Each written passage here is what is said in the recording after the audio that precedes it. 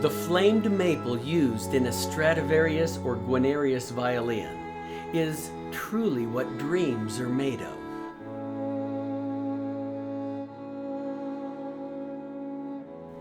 Each piece has a flavor all its own, and after waiting for a lifetime hanging from the ceiling, each unique voice begins begging to be reborn as a work of art and to be given the chance to sing in the greatest concert halls.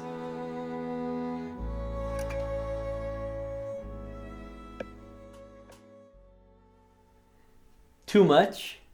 Too soon? Well, you may have to read the book.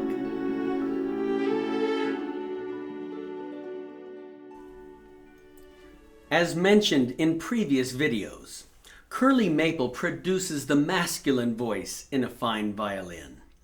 Yet, not all masculine voices are the same, and the width of the flame, combined with the depth and style of the flame, determines more than anything whether that masculine voice will be a deep, powerful bass or a silvery baritone.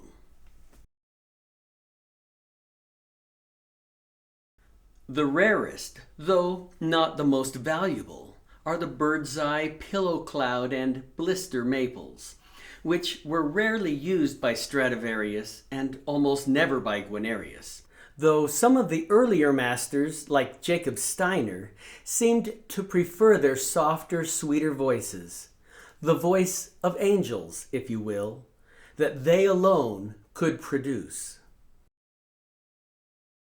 All maple trees have grains, and each outer annual ring represents a new year of growth.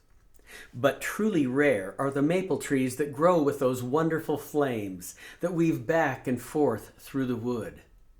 With years of experience, the masters were able to complement the sound and visual beauty of their instruments by cutting the maple in different directions, and then, many years later, graduating the fully cured pieces accordingly. I cut the edge off of this block of curly maple to show that the flames are created by waves in the wood and a different feature from the grain itself.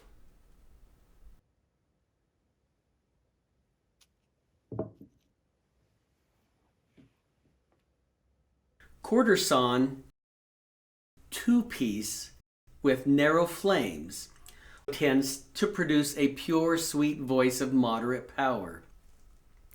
Stradivarius seemed to prefer this in his early years while his varnish was still light in color. Yet by the 1680s, when Stradivarius began perfecting the more famous red Cremonese varnish, he turned toward the medium and wider flames, which not only added depth to the sound, it helped accentuate the dichromatic properties of the varnish. It is a matter of taste, yet as the flames get wider and deeper, most connoisseurs agree that everything just gets more beautiful. Yet there are some gorgeous exceptions when the varnish is rich in color and worn away in artistic patterns, which happened much more often during the last 12 years of Stradivari's life, when he began using up what might be called artistic leftovers from his 70-plus years of violin making. Guarnerius, on the other hand, even though he was found dead, face down in the gutter at age 46, as poor as he was, spent his last florin to obtain the finest flamed maple.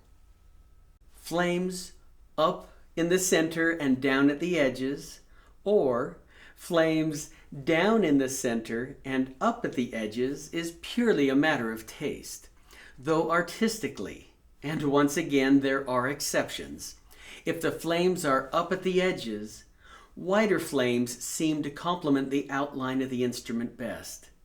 Otherwise, a violin can begin looking like a Christmas tree. Yet, come to think of it, the Lady Blunt under my Christmas tree this year, I like that. Flames straight across tend to project a more aristocratic persona, and Stradivarius believed that it matched his long pattern in the 1690s admirably. Beauty is a matter of taste, yet some consider a one-piece quarter-sawn back to be a pure, uninterrupted work of art, at least when considering the beauty of the back all by itself. And the wood is definitely more expensive, because it's even more rare that a maple tree grows large enough with deep, beautiful flames to produce a one-piece back. There were even times when Stradivarius would piece his backs together at the edge in order to get what at first glance appears to be a one-piece quarter-sawn back, because he was using all of his large wood for making cellos. Without a doubt, the most artistic of all, at least when viewed up close. In fact, for some customers, a bit much. Yet for those who prefer an instrument with a deep, luscious voice, this usually does it. Yet, at the same time, slab-cut maple requires an extra 10 to 15 years curing time in order to make sure that it's completely stable. There have been other variations of cutting the maple in order to fulfill the dreams of a particular customer, or to use wood from an unusual source. Yet it is truly rare, and the masters almost always kept to these standards when producing their finest works of art.